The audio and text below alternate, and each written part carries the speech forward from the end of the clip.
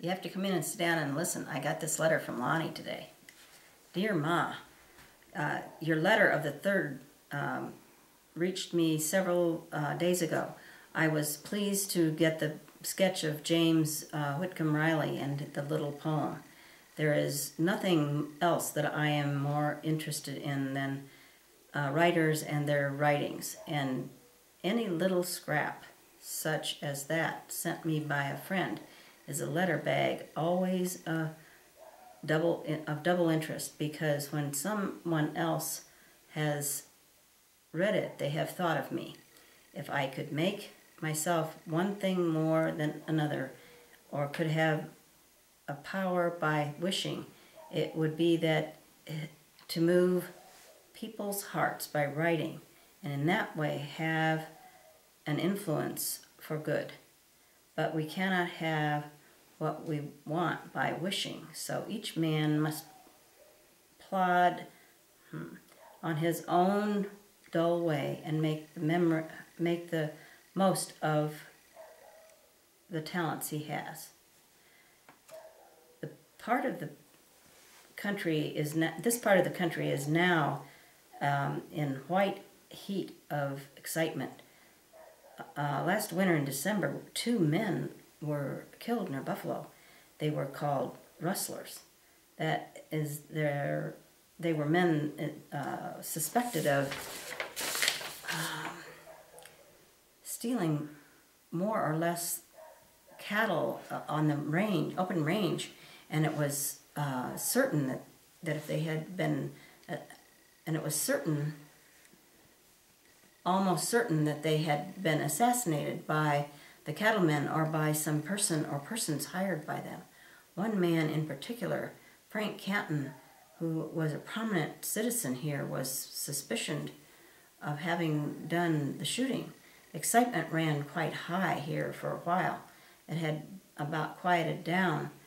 A week ago, a party of armed cowmen came into the country from Cheyenne, surrounded a house about 50 miles south of here on the head of Powder River, which contained two of the so-called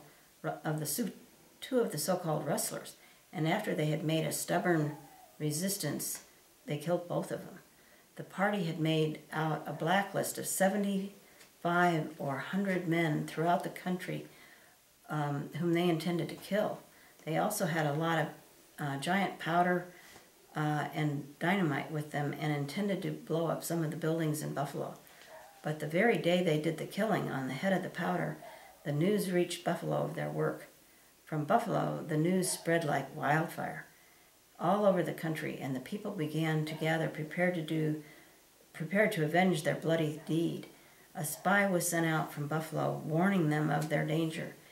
They were then on their way to town to execute more of their murderous plans, so they stopped at a cow ranch 12 miles south of Buffalo and fortified themselves. They were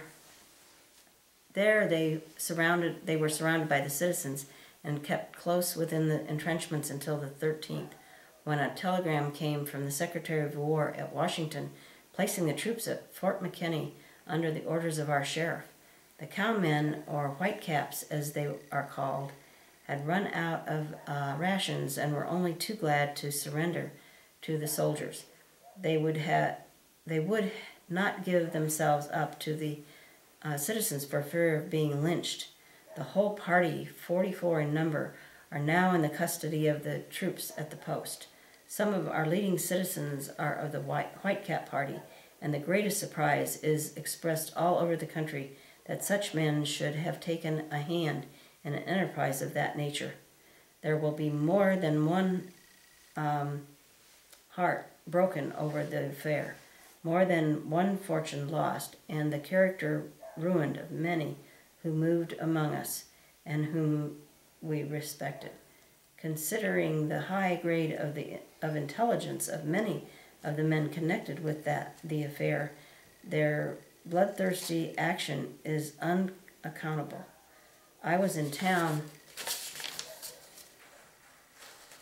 on Monday and got the first reliable tidings of the killing. Returning home late at night, I told Ed all I had learned while I was eating a tasty supper.